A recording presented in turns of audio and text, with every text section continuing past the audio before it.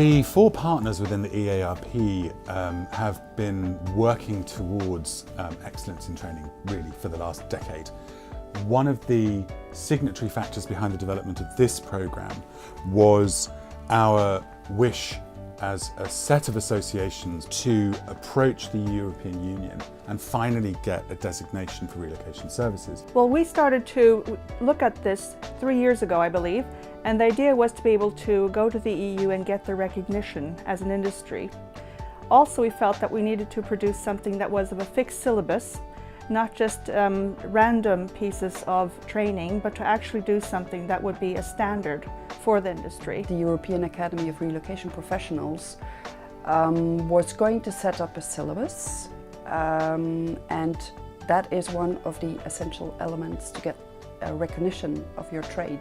The EARP was the best solution to put that together bit by bit and to seek recognition for the trade on a national program first and then bring it to the EU and get European recognition. A 2-strand approach is necessary for any kind of recognition, and that is individual training coupled with corporate certification. We've achieved corporate certification with the EuRA quality seal, and now it was time to develop a fixed syllabus training program that could be delivered by all of the associations involved with the EARP, and that anybody wanting to recognise the talent of a person coming into the industry, they were able to see that they had studied at a minimum level. Relocation managing companies were asking for such a program. We had developed in France the ERQ program, and it was very popular.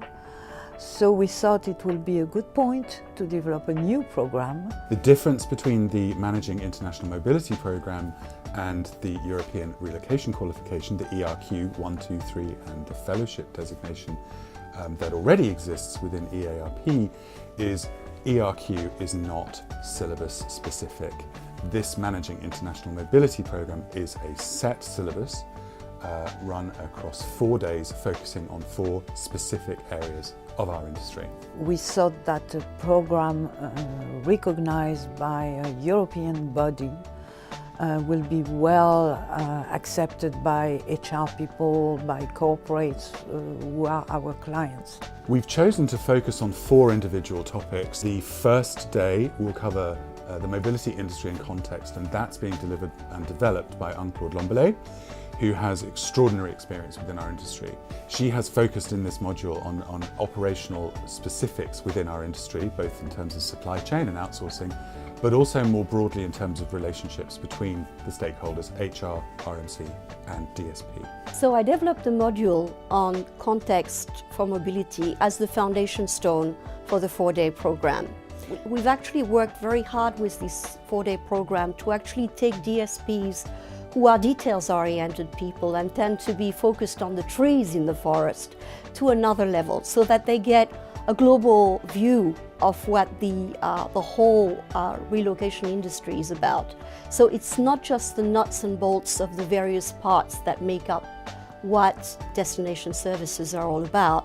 It's not just about knowing who the key players are and how you're going to fit in relationship with those key players, but it's also having already a vision of where you might want to develop your business model. The second module is Excellence in Service Delivery. This has been developed for us by Carmelina Lawton-Smith of Oxford Brookes University and Hella Hursted, who also has extraordinary experience within our industry. They have jointly developed a model which looks at the internal and external impact on the assignee and the family when they're going through the change management process, and how destination service providers, HR and RMCs, with knowledge of the impact that this is going to have on the assignee and family, can really work towards excellence in the services that they're delivering. The excellence in service delivery element is absolutely pivotal, because it enables us to bring together the culture piece, the assignment piece and the context, and each of those plays a vital role in giving our customers the best service. While we were working with the feedback on the online programme that was coming from people all around the world that work in the relocation industry, we started to realise there was quite an opportunity there to increase the excellence in the service that we deliver. But to balance with that, we also have to keep in mind the organisation. And therefore the discussion we had was how service delivery is actually a link between supporting the individual but also supporting the organisation that's delivering that service and keeping the needs of both those stakeholders in balance. This is such a key issue in mobility because families are at the heart of this. It's not good enough that if you have a relocation service that ticks all of the boxes and yet the actual transition fails. And if it fails, it will be because of family issues. The third module in the programme is managing assignments internationally. We again approached Claude Dombele to develop it, being as she has so much experience in this field. It's a real tie-in between, again, the stakeholders within each part of the mobility process, but also it's focusing on how DSPs can manage their external work. If they're approached by a client to send somebody to a territory that they're not operating in, that they have the confidence through this particular part of the programme to be able to deliver those services through a vendor network. There seems to be, slowly but surely, an understanding that outsourcing is there to stay, and therefore we need to be able to work in a more harmonious way and focus on quality improvements and dialogue to improve both sides of the equation. What I felt was really important about this specific module was that it should provide a DSP with a full understanding of the context in which they work, because they need to understand that they may have a very different corporate culture from the relocation management companies, but these two cultures don't necessarily have to function in opposition, but rather in complementarity. I would imagine in the future, hand in hand, we may find some RMCs send some of their new employees to joint trainings, which would further reinforce the cohesive message we've tried to come across with, that this is one world. The last module of the programme is cultural theory and intelligence. This is something we cannot ignore within our industry. It's key to every part of service delivery. I have developed that in conjunction with Sabine Beerloscher from Active Relocation Switzerland. We really felt it was important to focus on the traditional approach to intercultural theory and also to look at new individualistic approaches to intercultural theory. Since 2002-2003, a new approach was developed and people started to, the specialists, the experts started to talk about cultural intelligence. It's a new way of looking at it. And knowing that in fact there is something that we can do and learn and practice in order to become more aware of culture and more competent in dealing with different type of culture.